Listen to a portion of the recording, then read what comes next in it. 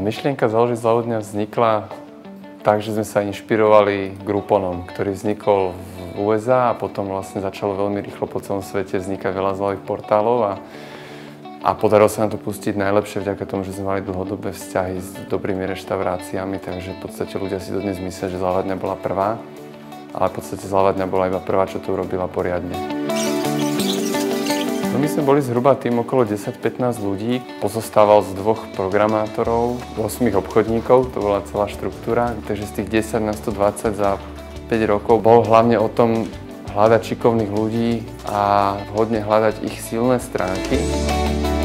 V konečnom dôsledku ide o zákazníka. Dnes už Viamo je štandardná forma platenia, keď to tam u nás nenájde a nezaplatí kvôli tomu, je to pre nás veľká škoda. Viamo máme, preto ho podporujeme a vidíme, že stále viac a viac ľudí ho používa.